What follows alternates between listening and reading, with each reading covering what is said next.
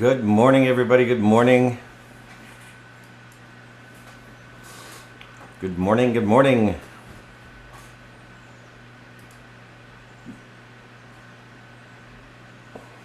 Just making sure all my settings are correct because they change constantly. We're going to go to our lesson today for A Course in Miracles, which is lesson number 28.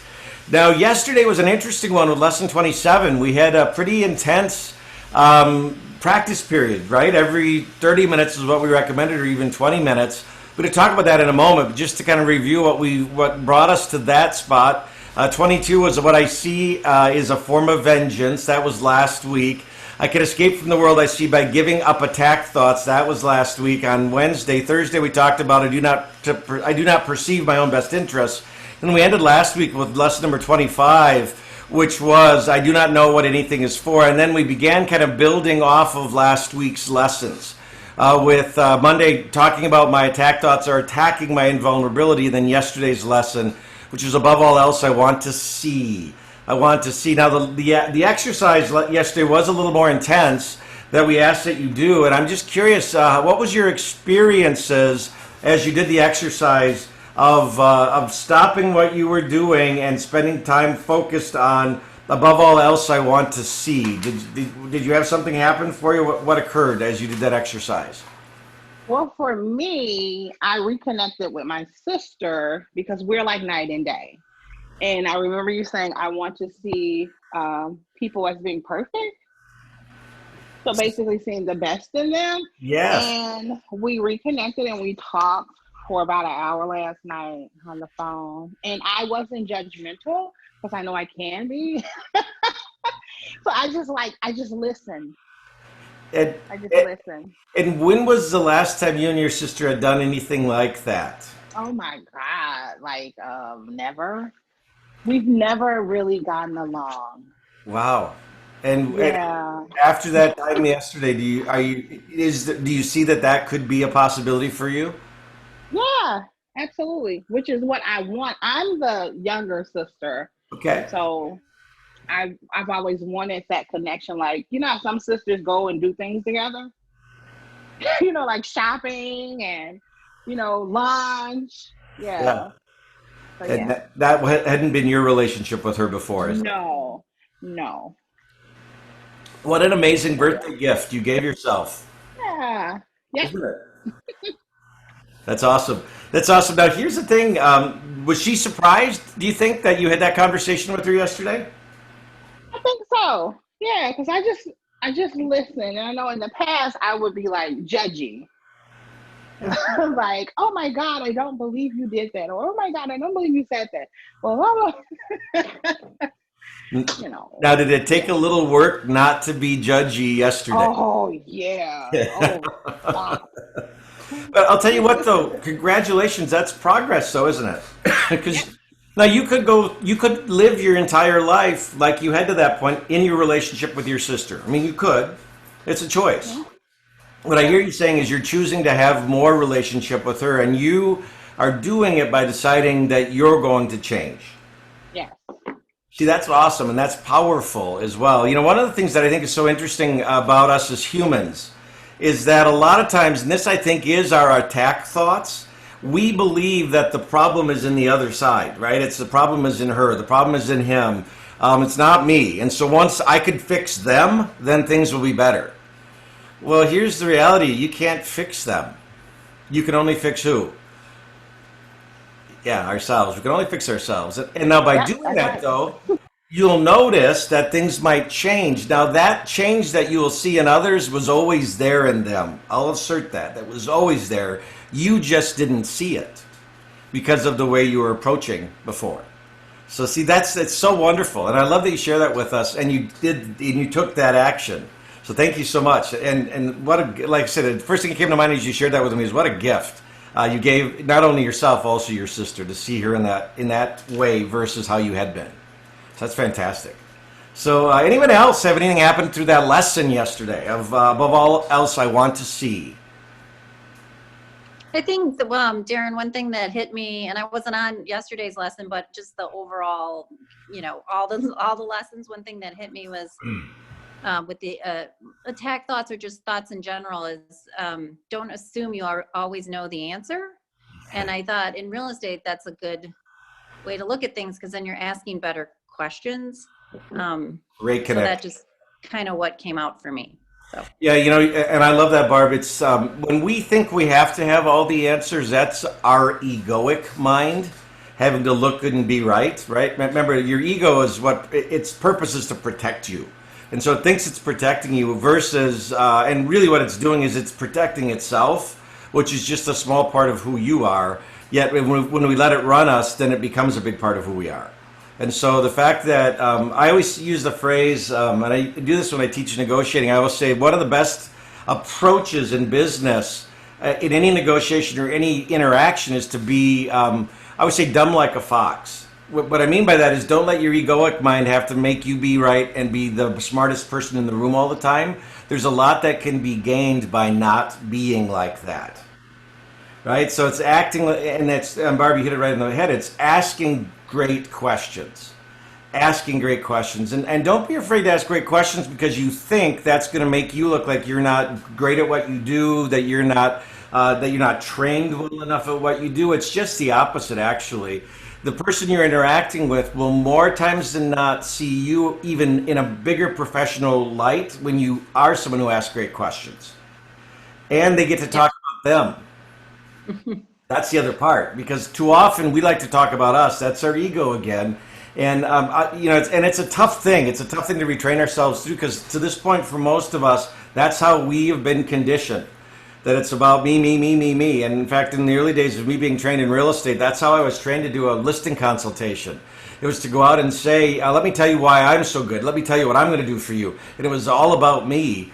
When I shifted that focus to not being at all about me, being all about them and their needs, my business skyrocketed. My conversion ratios went up. My opportunity, and by the way, customer satisfaction goes up too, which is what builds on itself then for us from a long-term perspective. So there's so much in these lessons that can be taken into our practice on a daily basis. That I love that you make that connection, Barb. So thank you. So I'm gonna go back to the screen share because I do want to get into lesson number 28 because today's lesson is a cool one as well. Let's see if I can get us back there. Here we go. Let's see. And if someone can just say yes if you're only seeing one slide, is that correct? Say yes for me if you can. yes. Okay, perfect. Thank you. Yeah, now just wrap up on lesson 27 because this kind of goes into 28. We talked yesterday that vision has no cost to anyone. So vision has no cost to anyone. And so when we say above all else I want to see, that's vision. And they in the text of A Course in Miracles, they use the phrase true vision. True vision. I'm going to give you their definition of that in just a moment because I think it's essential to this conversation today. We also said if fear of loss still persists, then we want to add further to that, and then vision can only bless. So that whole idea that when I can see things for what they are. Nakia, you gave a great example when you saw your sister differently. I think that was a blessing. And it was a blessing to her, but it was really more of a blessing for you because there's a potential that relationship now is going to be rebuilt in a much different way, which is so cool. So that's really the idea behind it. Now, we talked about the lesson in practice, that it was a little more intense. Now, if you didn't do it, you can always go back and do that. And that was every 30 minutes. They wanted it to be an interval from the time you woke up to the time the day was out. Every 30 minutes, wake up and say, I above all else, I want to see things differently. Above all else, I want to see things differently. And we said you could actually create it as an affirmation for yourself.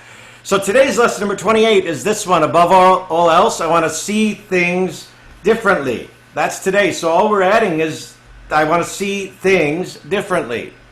Now, when I was prepping for this, I'm going, okay, this reminds me a lot of one of the kind of series we did earlier in this in the course, where we went to I want to see things differently. It is about differently. So it's changing the way we're looking at things. And so I'm going to read the manuscript from lesson 28. I think that's, let's see, look at this. What order I have this in? Yes, that's, Yes, that's where I'm at, actually. So sorry. I put an extra slide in this morning, and I wanted to make sure I've got it in the right order. So above all else, I want to see things differently. This lesson says, today we're really giving specific application to the idea for yesterday.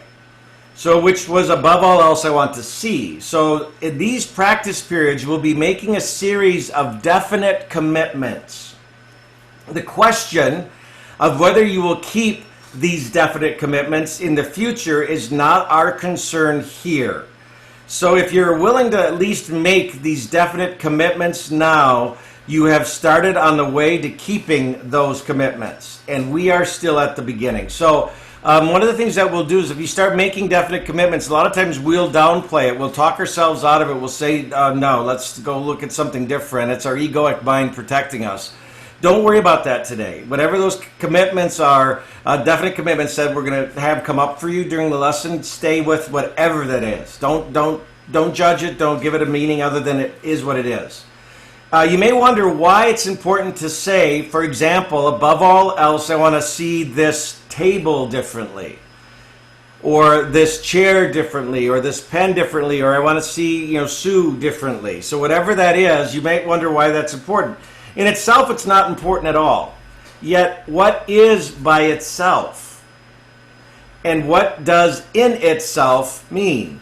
So you see a lot of separate things about you, which really mean you're not seeing at all. You either see or not. Egoic seeing is not the same as true vision. When you have seen one thing differently with true vision, you will see all things differently with true vision.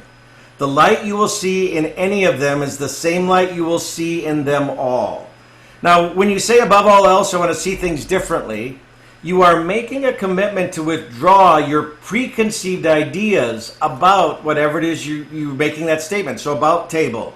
And open your mind to what table really is and what table really is for. So when I let go of all of that, I can just be with it.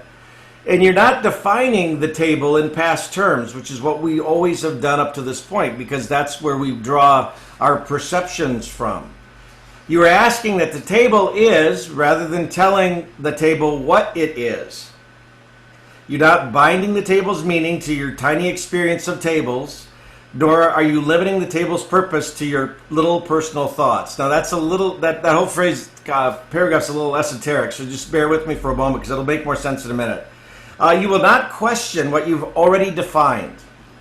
And the purpose of these exercises is to ask questions and receive the answers. So in saying, quote, above all else, I want to see this table differently, end quote, you are committing yourself to seeing with true vision.